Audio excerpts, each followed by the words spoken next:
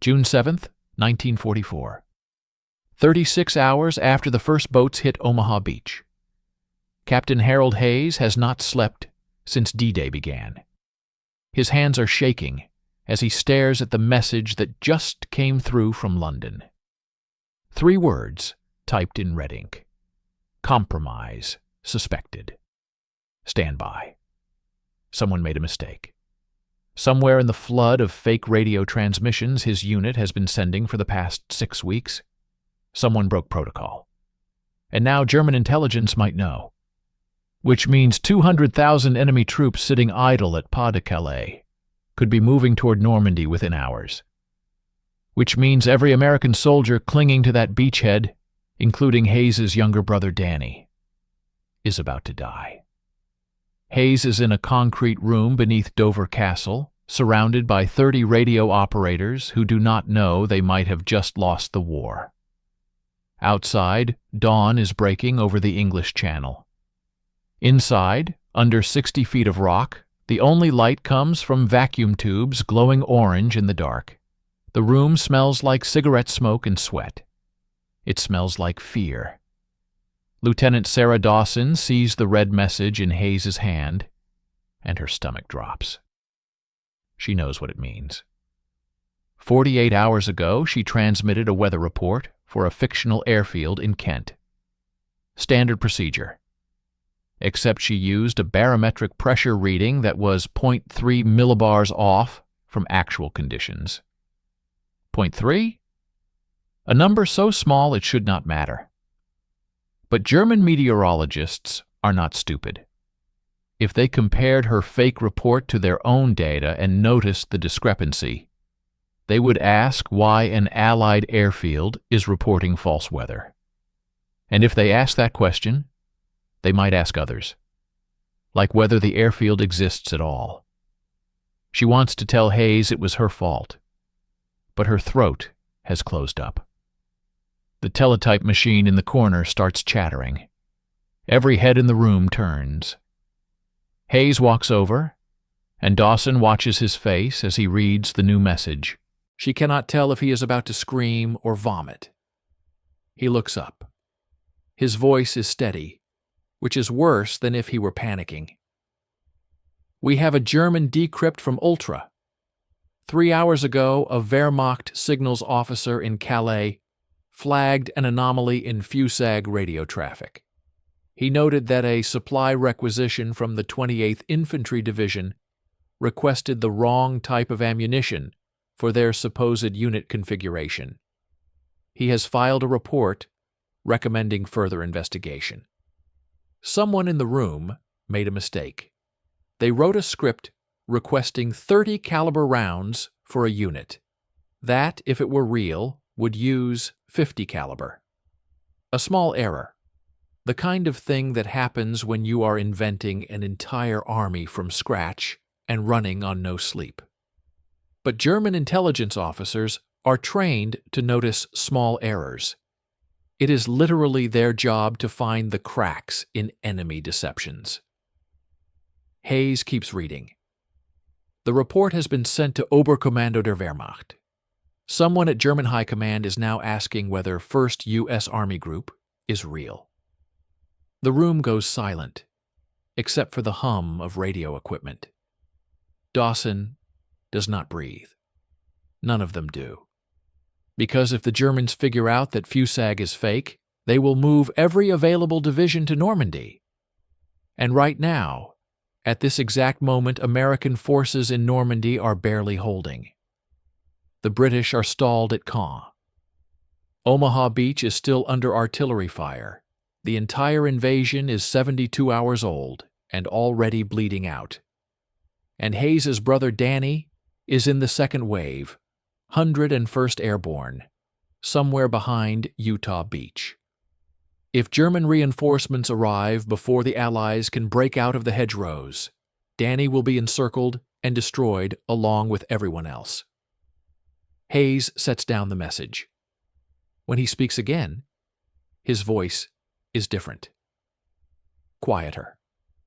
The voice of a man who has just understood that every word he says into a radio microphone for the next 6 hours will determine whether his brother lives or dies. We are going to fix this. Right now. He turns to the wall where a massive map of southeastern England is pinned, covered in marks showing the fake positions of fake units. 30 divisions that do not exist. Airfields with no planes, harbors full of plywood boats, an entire invasion force built from lies, and it is coming apart. Here is what German intelligence knows. They know FUSAG has been transmitting for 2 months. They know we have 60,000 fake vehicles positioned in Kent. They know General Patton is here because he has been making public appearances, and they have photographs. They know all of this because we wanted them to know it. But now they are starting to doubt, which means we need to give them something so real, so convincing, that it buries their suspicion. A voice from the back of the room. Corporal Jensen, one of the radio operators. What if we cannot? What if they have already figured it out? Hayes looks at him. Then in 3 days, the Germans will have 20 fresh divisions in Normandy, and this invasion will be the worst military disaster in American history. So we are going to make sure they do not figure it out. He grabs a piece of chalk and starts writing on a blackboard. A new radio script. Not a supply requisition this time. Something bigger. We are going to stage a security breach. We are going to have FUSAG accidentally transmit, in the clear, unencrypted, a message that reveals our entire fake invasion plan for Pas-de-Calais. Dates, unit numbers, landing zones, everything. And we are going to make it look like a panicked mistake, like some radio operator hit the wrong button and sent classified information over an open channel. Dawson stares at him. You want to feed them our deception plan directly? No. I want to feed them a fake version of our deception plan that confirms everything they already believe. If they think they have intercepted our actual secret invasion orders by accident, they will not question it. People trust information they steal more than information they are given. It is insane. It is also brilliant. Hayes starts writing faster. The message will include a transmission time for the Calais invasion, July 15th, 6 weeks from now. That gives Normandy time to break out. It will include Patton's name as operational commander. It will include logistics data that matches everything we have been transmitting for 2 months. And it will include one critical detail. A note saying that Normandy was a diversion to draw German forces away from the real target. Someone has to ask the question, so Dawson does. What if this does not work? What if they see through it? Hayes looks at her, and she sees something in his eyes she has never seen before. Not fear, certainty. Then we will already be dead. So it has to work. He hands the script to Jensen. Start transmitting in 10 minutes. Make it sound frantic. Make it sound like you realize halfway through that you are on the wrong frequency and you are trying to cut off, but it is too late. Can you do that? Jensen nods. His hands are shaking, but he nods. Dawson watches Hayes walk back to his radio station and sit down. He puts on his headset, picks up another script, and starts transmitting routine traffic for a unit that does not exist, as if the entire war does not hinge on what happens in the next hour. Somewhere across the English Channel, in a concrete bunker in occupied France, a German signals corporal is copying down every word.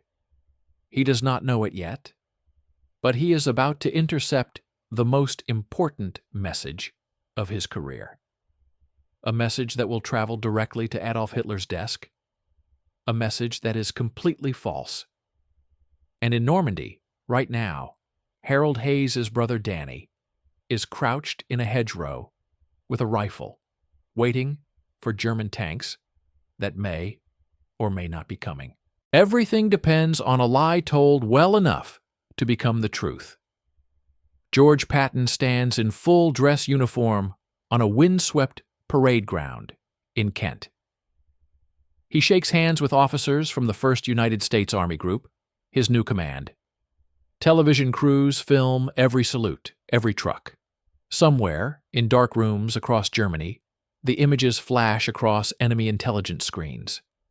What no one sees is that the entire army behind Patton is an invention. The officers, the soldiers, the trucks, the tanks, all staged. Some of the vehicles are inflatable rubber. Most of the barracks are empty. Every headline, every photograph, every carefully leaked movement is pure theater. Patton's presence is the centerpiece. The Germans are obsessed with him. Field Marshal Rommel has argued, in writing, that opposing Patton is the key to victory. Hitler personally fears the mad dog American general more than any other Allied commander. Allied intelligence knows this and turns it into a weapon. Patton goes nowhere near Normandy. His only job is to play the role of the most dangerous threat in history, preparing the largest invasion force ever imagined. Beneath the surface, the deception is constant and exhausting. British and American radio specialists transmit thousands of fake messages daily. Orders for fuel, ammunition, medical supplies flood the airwaves, every packet perfect, every authentication code checked, every unit designation logged exactly as a real staff would do. Hours blur together. It is not glamorous. Hayes and Dawson rewrite the narratives after every genuine battle update, simulating movement, simulating friction, simulating boredom. The signals are so believable, the Germans begin to expect new radio patterns, and each unexpected silence can trigger suspicion. There is no room for error. Last night, a technician nearly ended the illusion by using a repeater in the wrong frequency. The Germans flagged the anomaly, sending a warning to Berlin. For an hour, everyone sat in silence, waiting for news.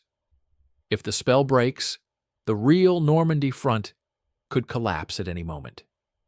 No one leaves the radio room unless someone else's hand is on their shoulder. Every night, the ghost army grows. Inflatable tanks are shifted at dawn, fake landing craft moved under cloud cover, plywood buildings receive false bomb damage. Spies controlled by double-cross report troop strength and supply movements to German handlers, who feed the information directly to high command. Every fake report is cross-checked. If two details contradict, if a fake division receives fuel before it arrives in England, the cover risks exposure.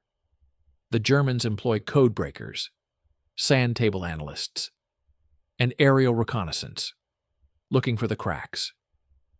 Patton's signature is everywhere. Every officer in the deception team learns to forge his writing, add authentic errors, and mimic speech patterns. Local British policemen are even instructed how to report staged traffic congestion, always referencing Patton's men. Then Hayes receives a signal at midnight. A German intercept matches every transmission. Their analysts have briefed Hitler. The Germans increase the Calais defenses once again, moving 2 full panzer divisions out of reach of the Normandy battle. For now, the Phantom Army is winning the war, simply by existing. And across the Channel, real Allied soldiers pray the Germans never realize the army chasing them is built of rubber, ghosts, and words. June 9th, 1944. 3 days after D-Day. Deep inside the Wolfschanze bunker complex in East Prussia, Adolf Hitler cancels the order that would have destroyed the Normandy invasion. 200,000 German troops of the 15th Army sit at Pas-de-Calais, locked in place. Hitler has just read intelligence reports showing massive Allied forces still gathering in southeastern England under General Patton. The Führer is convinced Normandy is a diversion. The real invasion, he believes, is still coming at Calais.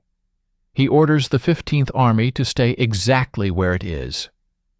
More than that, he orders divisions already moving toward Normandy to turn around and head back to Calais. Field Marshal Erwin Rommel reads the order in his headquarters in France and nearly throws the paper across the room. For 3 days, he has been begging for reinforcements. His forces in Normandy are being ground down by relentless Allied attacks. British troops are pushing toward Caen. American paratroopers are cutting off roads behind German lines. The beachhead is expanding every hour, and Rommel knows that if he does not get fresh divisions immediately, the invasion will succeed. But Hitler refuses, and the reason is Fusag, the phantom army that does not exist. In a concrete bunker outside Calais, Oberst Heinrich Reile sits at a desk covered with intelligence reports. Reile commands Abwehr operations in northern France, and his job is to figure out where the Allies will strike next. For the past 2 months, every piece of evidence has pointed to the same conclusion. The main invasion force is gathering across from Calais. He has aerial photographs showing tank formations in Kent. He has radio intercepts proving American divisions are transmitting from southeastern England. He has reports from agents in Britain confirming that Patton, the Allies' best general, is commanding a force of at least 11 divisions. Reile does not know that every single one of his agents in Britain is controlled by British intelligence. He does not know the tank formations are inflatable rubber. He does not know the radio transmissions are scripted fiction broadcast by men like Captain Hayes. He believes what he sees because the deception is flawless. But now, 3 days after Normandy, some of his officers are starting to ask questions. A young intelligence analyst named Hauptmann Klaus Weber knocks on Reile's door, holding a file. His face is pale. "Sir, we have a problem with the Normandy assessment." Reile looks up. "What kind of problem?" "Our listening posts intercepted Allied radio traffic 2 days ago. Unencrypted. It appears to be an accidental transmission from Fusag headquarters. The message contained operational details for an invasion at Pas-de-Calais scheduled for mid-July. Landing zones, unit designations, everything." Reile stares at him. "An unencrypted transmission? From an army group preparing a secret invasion? That makes no sense unless someone made a catastrophic security error." "Which is exactly what it looks like," Weber continues. "The transmission was cut off halfway through, as if the operator realized his mistake and stopped. But we recorded enough to confirm it matches all our existing intelligence on Fusag. The units mentioned are the same ones we have been tracking. The timeline fits. It all matches." Reile reads the transcript. His hands are shaking slightly. If this is real, if the Allies accidentally revealed their actual invasion plan, then Germany has just been handed the intelligence coup of the century. They know where the enemy is coming. They know when. They know which units will lead the attack. "Have you verified this?" Reile asks. "Yes, sir. 3 separate listening posts recorded the same transmission. We have cross-checked the unit designations against our order of battle for Fusag. Everything aligns perfectly. This is either the greatest intelligence failure in Allied history, or it is a deception." Reile looks at the map on his wall. Normandy is marked with red pins, showing German positions under attack. Calais is marked with blue pins, showing the 15th Army sitting idle. If he tells Berlin this intelligence is real, those blue pins stay exactly where they are. If he calls it a deception, and he is wrong, the real invasion will hit Calais with no warning, and Germany will lose the war in a single day. "What is your assessment?" Reille asks. Weber hesitates. This is the moment his entire career has prepared him for. And he knows the wrong answer could kill thousands of German soldiers.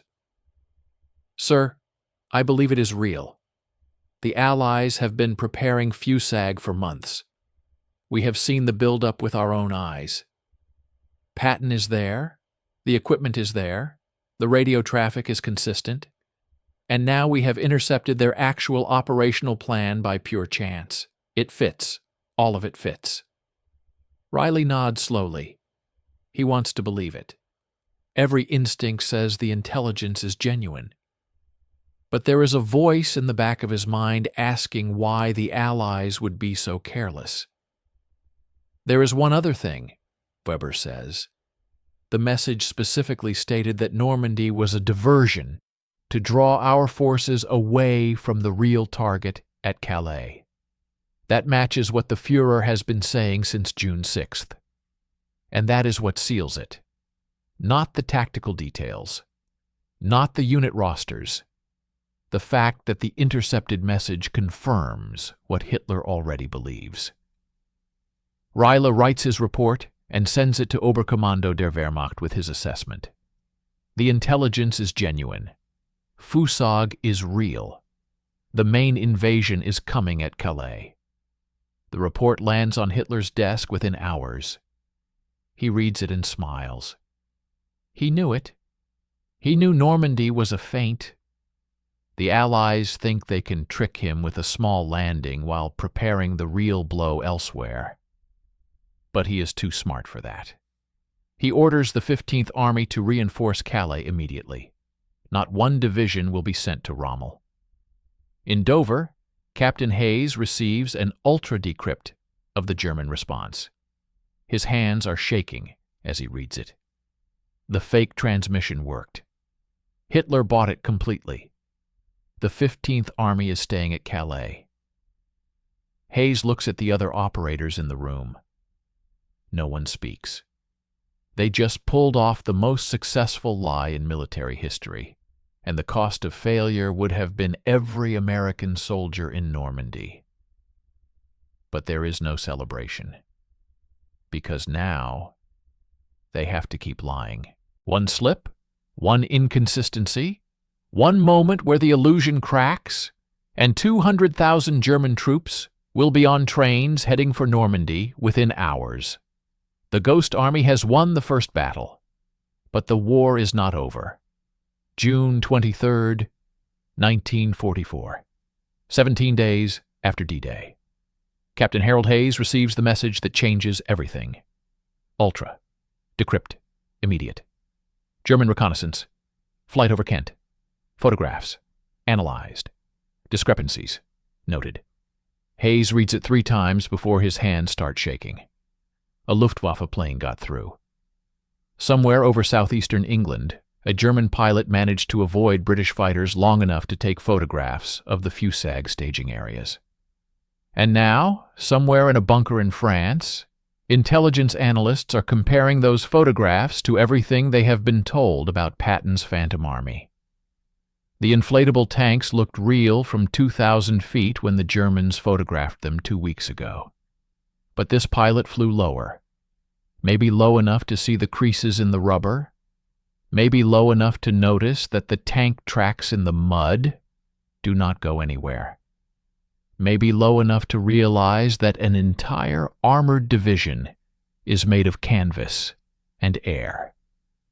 Hayes walks to the operations map and stares at the blue pins marking German positions at Pas de Calais. 200,000 men. 15 divisions, still sitting exactly where they have been since D-Day, waiting for an invasion that will never come. If those photographs prove Fusag is fake, every one of those divisions will be on trains to Normandy by tomorrow morning. Lieutenant Dawson enters the room holding another decrypt. Her face is white. They are asking questions. German intelligence sent a query to one of their agents in Britain. They want confirmation that Fusag is still in Kent. They want details on troop movements. They want proof. Every German agent in Britain is controlled by MI5. Every single one. The double-cross system has been feeding false information to Berlin for years, and the Germans have never suspected. But now they are asking for proof, which means someone in German intelligence is starting to doubt. Which agent did they contact? Hayes asks. Garbo. That is both good news and terrible news. Garbo is the most trusted agent in the German spy network. He has been feeding intelligence to Berlin since 1941, and everything he reports is believed without question. If Garbo confirms Fusag is real, the Germans will accept it. But if Garbo makes one mistake, if his handlers detect even the slightest inconsistency, the entire deception collapses. Garbo is actually a Spaniard named Juan Pujol Garcia, working for British intelligence in London. He has convinced his German controllers that he runs a network of 27 sub-agents across Britain. None of them exist. He invents their reports from scratch, writing detailed observations of military units that are not there, shipments that never happened, and troop movements that are pure fiction. He is so good at lying that the Germans trust him more than their own reconnaissance flights. But now they are testing him. Hayes looks at the message again. The Germans want Garbo to physically observe Fusag positions in Kent and report back within 48 hours. They want confirmation that Patton is still there. They want unit numbers, equipment counts, and evidence of preparations for embarkation. They want proof that the Phantom Army is real. Can we fake it? Dawson asks. We have been faking it for 6 weeks. But this is different. They are not asking for radio intercepts or second-hand reports. They want direct observation. If Garbo describes seeing something that contradicts the reconnaissance photographs, they will know he is lying. If he describes something that matches the photographs but looks suspicious, they will know we are feeding him false information. We need his report to be perfect. Dawson sits down and starts writing. She has been creating fictional supply manifests for Fusag since April, inventing shipments of ammunition and fuel that never existed. Now she has to make sure Garbo's report matches every detail she has been transmitting for the past 2 months. One inconsistency, one number that does not align, and the Germans will catch it. There is another problem, Hayes says quietly. Patton is not in Kent anymore. Dawson stops writing. What? He left 3 days ago. He is in Normandy right now, preparing to take command of Third Army. If the Germans find out Patton is gone, they will know Fusag is fake. The entire deception was built around the idea that Patton would lead the real invasion. If he is already in France, then Normandy was the real invasion, and everything we told them is a lie. The room goes silent, except for the hum of radio equipment. Somewhere in France, Patton is inspecting the very real Third Army that will soon break out of the Normandy beachhead. And in Kent, the Ghost Army sits abandoned, a fleet of rubber tanks slowly deflating in the rain. We need to keep Patton in 2 places at once, Hayes says. Garbo has to report that Patton is still in Kent, commanding Fusag and preparing for the Calais invasion. At the same time, We need to explain why there are reports of Patton being seen in Normandy. We need a story that makes both things true. Dawson thinks for a moment, then starts writing again. Patton made a brief inspection tour of Normandy to assess the diversionary operation. He returned to Kent after 72 hours. Fusag remains his primary command. The Calais invasion is still scheduled for mid-July. It is a thin lie, a lie built on top of other lies, and the whole structure is starting to crack. But it might work. If Garbo reports seeing Patton in Kent, and if the Germans want to believe him badly enough, they will accept it. People believe what they want to believe, especially when the alternative is admitting they have been fooled. Hayes sends the report to MI5 in London. Garbo will transmit it to his German handlers tonight. And then they wait. 48 hours later, the response comes through Ultra. German intelligence has accepted Garbo's report. They believe Fusag is real. They believe Patton is still in Kent. They believe the main invasion is coming at Calais.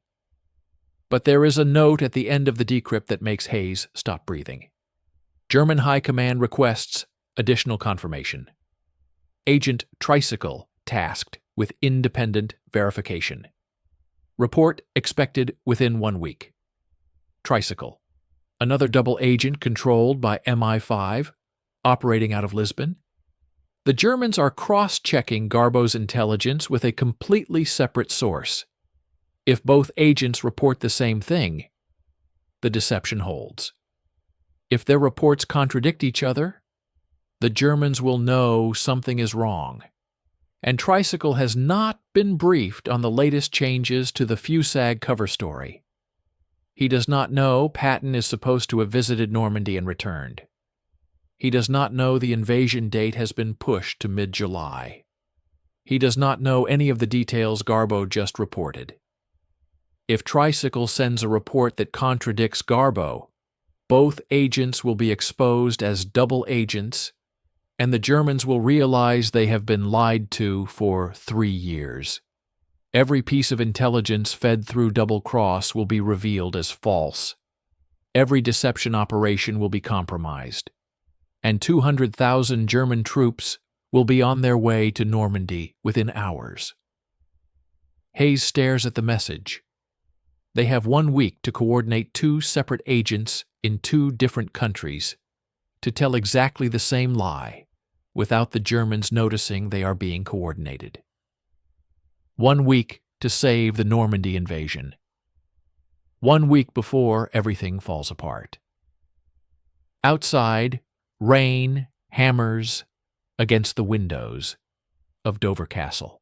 Inside, in a room full of radios broadcasting messages about armies that do not exist, Hayes picks up a pen and starts writing the most important script of his life. The Ghost Army is unraveling, and the only way to save it is to make the lie bigger. July 2nd, 1944. 26 days after D-Day. The message comes through at 0300 hours, and Captain Harold Hayes reads it twice before he allows himself to believe it. Ultra decrypt, confirmed. Tricycle report, accepted by German High Command. Cross-verification, successful. 15th Army remains at Pas de Calais. Fortitude holding. Hayes sets down the paper and closes his eyes. They did it. 2 separate double agents in 2 different countries told exactly the same lie, and the Germans believed both of them. Tricycle confirmed everything Garbo reported. Patton is in Kent. Fusag is preparing for invasion. The real attack is coming at Calais. Every word is false, and every word has been accepted as truth. Outside, the sun is rising over Dover. Inside the radio room, 30 operators sit at their transmissions, broadcasting messages about supply shipments and troop movements for an army that does not exist.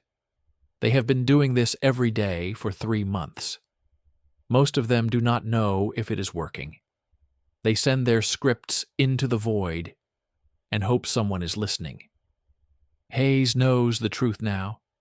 Someone is listening, and more importantly, someone is believing. Across the English Channel, in Normandy, the real war is accelerating.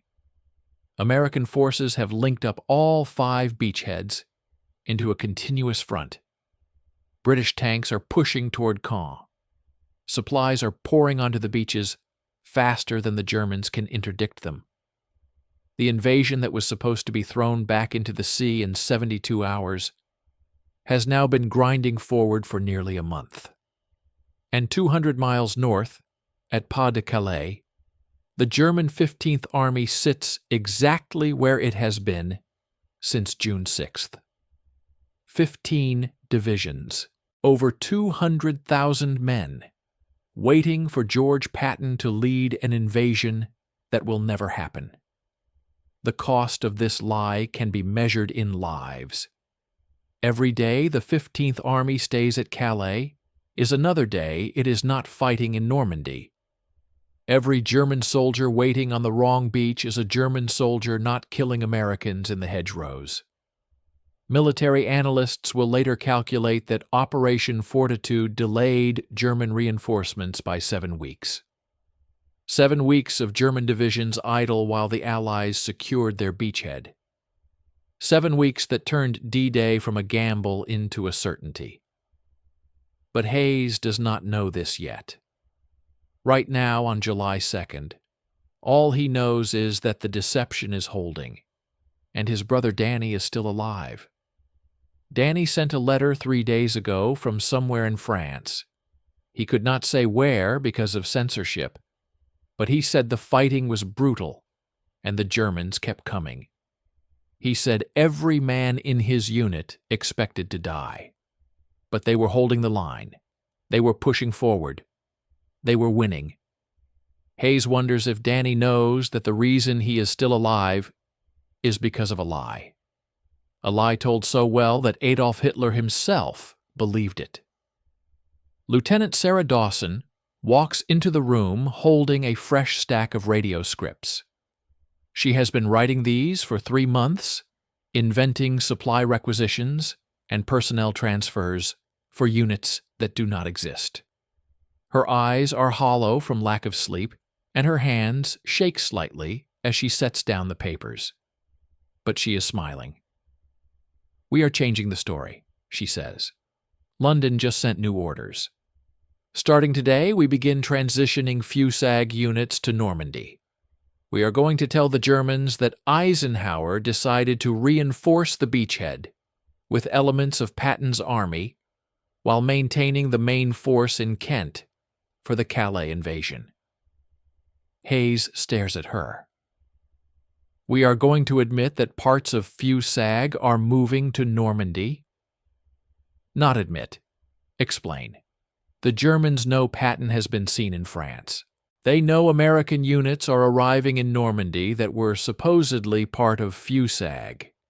If we try to hide it, they will get suspicious.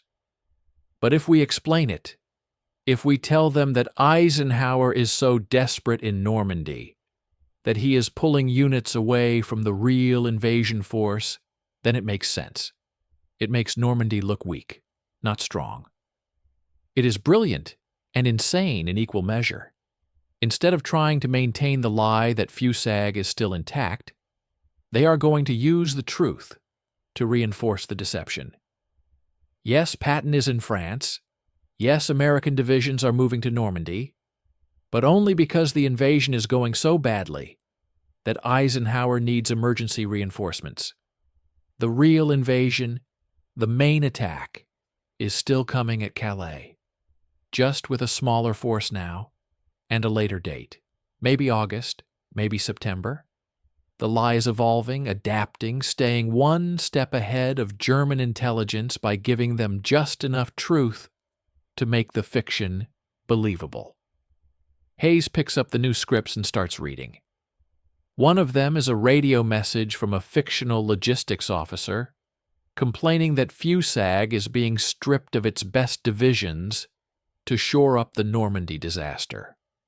Another is a weather report for a phantom airfield that now has fewer planes because they have been transferred to France. Every detail is designed to tell the Germans what they want to hear. Normandy is a struggle. Normandy is draining Allied resources. Normandy is not the main event, and the Germans believe it. Throughout July, ultra-decrypts show that Hitler remains convinced the real invasion is still coming. He keeps the 15th Army at Calais. He refuses to transfer divisions to Normandy. Even when his generals beg him to reinforce the collapsing front in France, he says no.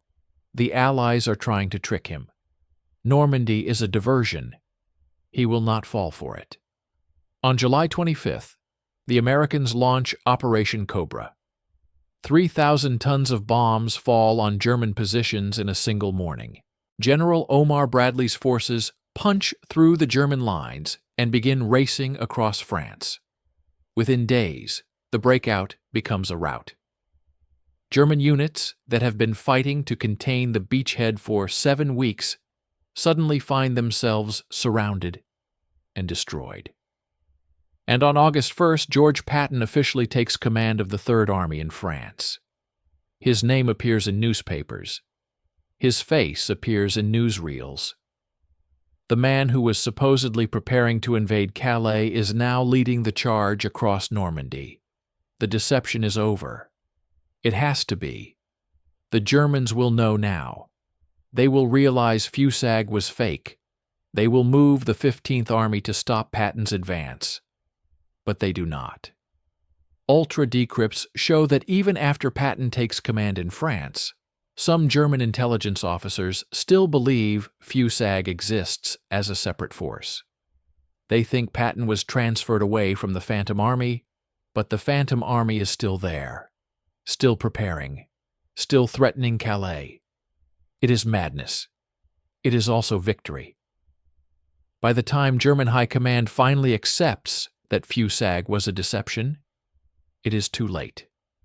Patton's Third Army is already deep into France. Paris is liberated on August 25th. The German army in the West is shattered. The war will continue for another 9 months, but the outcome is no longer in doubt. Hayes receives the final order on September 28, 1944. Operation Fortitude is officially terminated. The Ghost Army is being disbanded. The radio operators are reassigned. The inflatable tanks are deflated and packed away. The fake airfields are abandoned. The greatest deception in military history is over. Hayes sits at his radio station one last time and transmits a final message. It is a routine supply requisition for the 28th Infantry Division, requesting fuel that will never be delivered to trucks that do not exist. He uses the same authentication codes he has been using for 6 months. He follows the same protocol. He makes it sound exactly like every other transmission he has sent. Then he takes off his headset, stands up, and walks out of the room. Somewhere in France, a German signals officer copies down the message and files a report. He does not know it is the last transmission from Fusag. He does not know the entire army he has been tracking for 6 months was a fiction. He writes down the numbers, plots them on his map, and goes back to waiting for an invasion that will never come. The Ghost Army is silent now, but its work is done. Years later, historians will try to quantify the impact of Operation Fortitude. They will estimate that it saved tens of thousands of Allied lives. They will calculate that it shortened the war in Western Europe by months. They will call it the most successful military deception in history. But Harold Hayes will never talk about it. The operation remains classified for decades. And even after the documents are released, he tells no one. Not his wife, not his children, not even his brother Danny, who survived the war and came home and never knew that the reason he lived was because of a lie his brother told. The Ghost Army was built from radio transmissions and rubber tanks and carefully scripted messages. But its real weapon was belief. The ability to make an enemy see something that was not there. To make them trust a story so completely that they would act on it, even when the evidence said otherwise. In the end, the Germans lost the Battle of Normandy before the first shot was fired. They lost it the moment they believed the lie. And by the time they realized the truth, the war was already over.